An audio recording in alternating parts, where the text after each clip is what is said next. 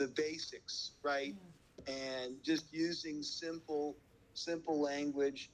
Why has country founders been successful, although it's not as active as it was initially?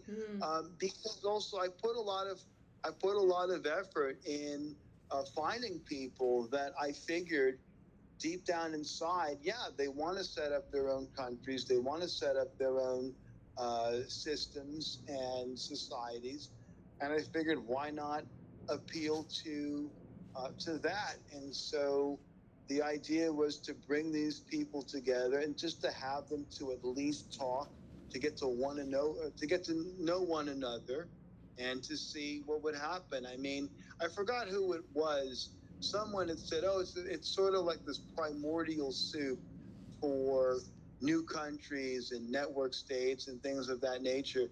I don't know who's coined that. It wasn't me. I mean, that was really smart. Maybe it was this guy Tudor. I don't know, but yeah, it's totally true, and that's really what it is.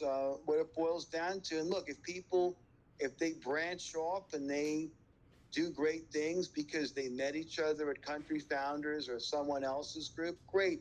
That's fine. That's totally cool. I'd like to be involved. It'd be cool if someone invited me. If they don't, okay, that's fine. I don't need to crash anyone's party. But, you know, so that's the lowdown on Country Founders. I would like to see the group get bigger and more active. That would be cool. And the reason for it, beyond any ego and beyond just it being a numbers game, is because I think with more people, certainly, people that are more aligned, it will probably result in really cool things. Yes, yes, yes. And I think it would be very interesting exercise to take conversations that that were happening in a very yeah, I guess intense way, and publish some kind of like a journal, or some kind of educational material, maybe with the help of AI, to analyze what's been shared, who are these people, because I feel like a Yeah, lot of people who are philosophers and speakers about these topics are currently there, and their kind of whole thought development has been very, very apparent if you yeah, read through the chat historically. I you're think right. it's a great record, historical record, really. So thank you for that. No, well, no, certainly, and I agree with you. A lot of people have suggested that to me. One fellow that comes to mind is this guy. I think his name is Anton, who was involved with Montelibro. He had suggested that. A lot of people have suggested that to me because there are some really interesting people there, and sometimes I even forget who's in the group. A lot of people, they just read, they don't necessarily participate. Maybe they're too busy or they're shy or whatever it is, and I'm not here to judge. Sometimes I don't participate in things, and it's nothing against that particular group. It's just, I just don't. Maybe my mind is elsewhere, and Yeah. that's a natural thing. But yeah, you're right. There's a lot of really interesting stuff floating around in Country Founders that folks are more than welcome to read up on at their leisure. Yeah. But yeah, I mean, it is one of the more, I think, one of the more interesting groups out there. A lot of the network state groups are very good too. They're fun.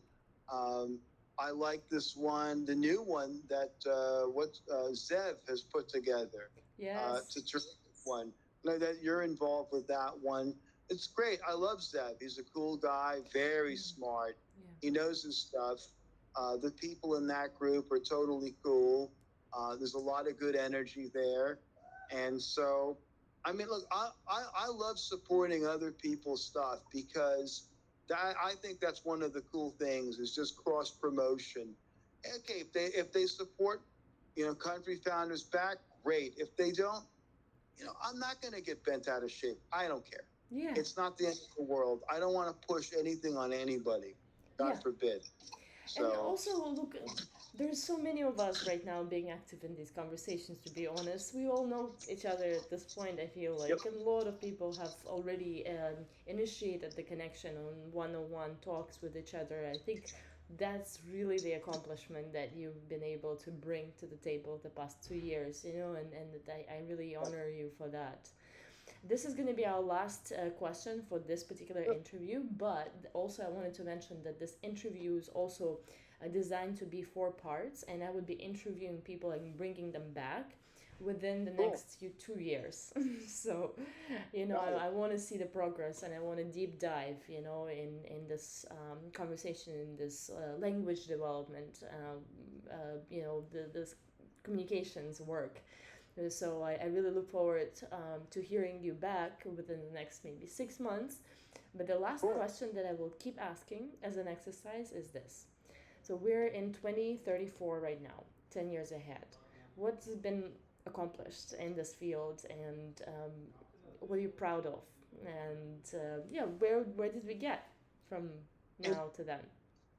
in 10 years' time, I think at a minimum, we will see special administrative regions similar to Hong Kong and Macau exist in other parts of the world that have an enormous amount of autonomy. We may see fully independent sovereign countries emerge on the world map, not just in cyberspace or on the blockchain. We may see a fully digital, non territorial country receive diplomatic